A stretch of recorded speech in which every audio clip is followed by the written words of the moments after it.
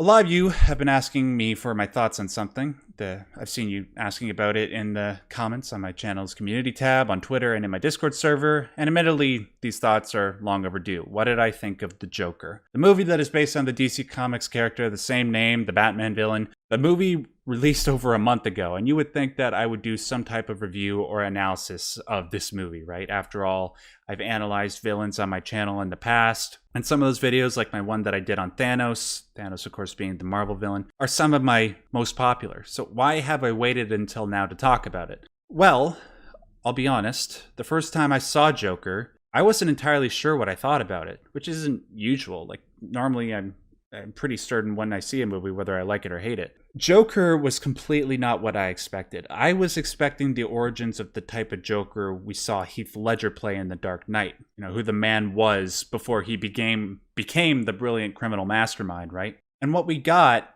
instead weren't so much the origins of a criminal mastermind.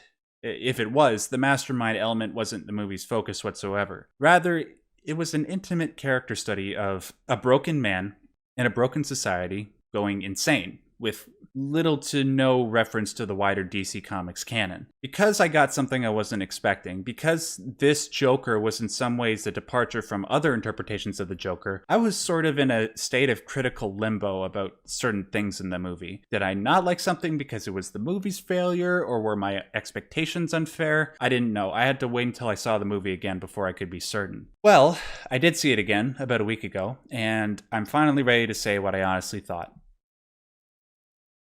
I loved it. This movie's great. It's a creative breath of fresh air for the comic book movie genre, and that air is made all the more fresh because of how immaculate this movie is in so many respects. Obviously, the acting from everybody is great. Joaquin Phoenix, who plays Joker, is going to win the Oscar. Mark my words, he will win. I can't imagine a better performance coming out this year. The cinematography was well thought out, in order to give the greatest detail whenever something brutal happens. The score, like everybody else describes it as haunting. It's kind of cliche to say it now because everybody else has said it, but if the boot fits, man, the cello in that movie, people who've seen it know what I'm talking about. It makes it feel like a demon has grabbed a hold of your spine and you're just waiting for them to snap it. That's just how much the music score contributes to what you're watching on the screen. I have a couple of other things I want to say about the movie, but I need to give a quick preface. One of the reasons I wanted to announce my thoughts about Joker on the Differently Wired show is because a major theme of the movie is mental illness. And obviously mental illness is a focal point of the show. There was some controversy surrounding this movie prior to and after its release regarding the movie's supposed connection of mental illness to violence. Some people thought that because Arthur, the character who becomes Joker, is mentally ill, that the movie was suggesting that mental illness and violence share a sort of symbiotic connection. As somebody who has been diagnosed with mental illness and tries to advocate for those who also have mental illness, do I think that this movie was implying that connection? No, absolutely not.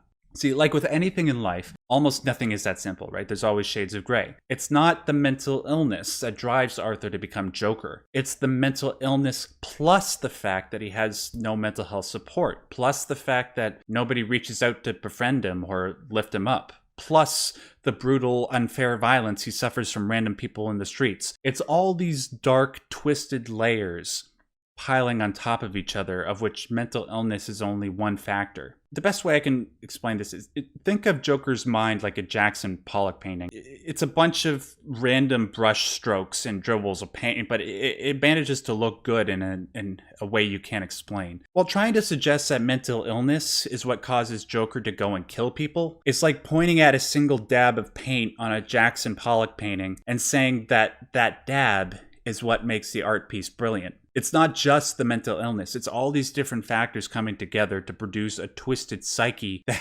actually might be best represented by something like a Jackson Pollock painting. A psyche that really can belong to anybody, regardless if they are mentally ill or not.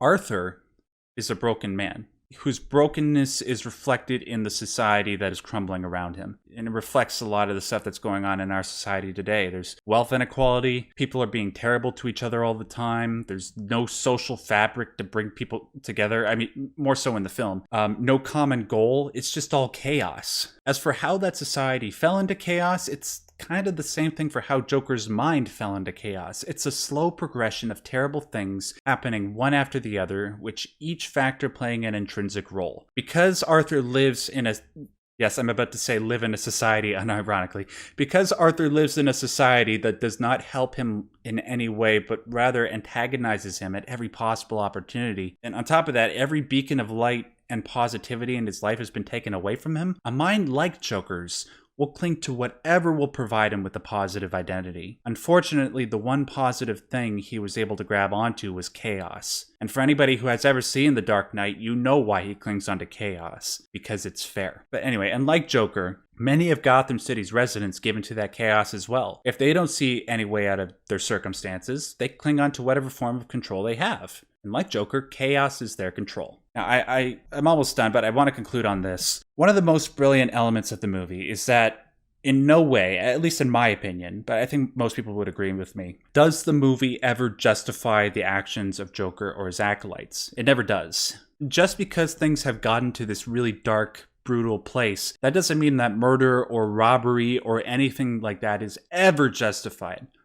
But what it does say is that if we are all going to live together in a society, whether or not that society thrives is the outcome of our collective decisions. Even if we're not the ones committing a future crime, we all have the ability to remove any possible excuses a criminal might use from committing a crime, whether that's something as complex as legislation or just being kind to your fellow man. We are all, to go back to the painting metaphor, we're all potential dabs and strokes on that proverbial painting. And the only way the painting works is if the lesser and greater elements can play their role and work in harmony. If the more vulnerable members of our society can't contribute, if they can't have their own positive identity, and the greater, well, not the greater, but like the more well-off elements, if they ignore the lesser, more vulnerable elements and deride them, if we don't allow them to be a dab on that painting, doesn't that mean that we are in some intangible way responsible? Maybe not criminally, but morally? I always say that a person's individual identity is far more important than one's collective identity, but one reason I say that is because the individual needs to be strong in order to help the collective they belong to. Right? That's sort of the point I'm getting at. To finish off, Joker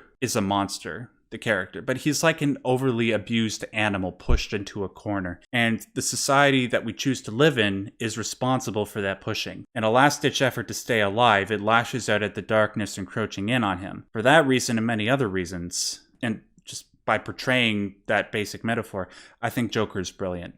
I will do a more in-depth analysis when the movie comes out on home video in a couple of months. Don't worry, it'll be something like the Thanos video I did. So stay tuned for that. Anyways, my overall score, I give this movie like an 8.5 out of 10. I might move that up to a 9 upon repeat viewings because I really did enjoy it a whole lot more the second time I saw it. But for right now, it's an 8.5 out of 10, which is a great score.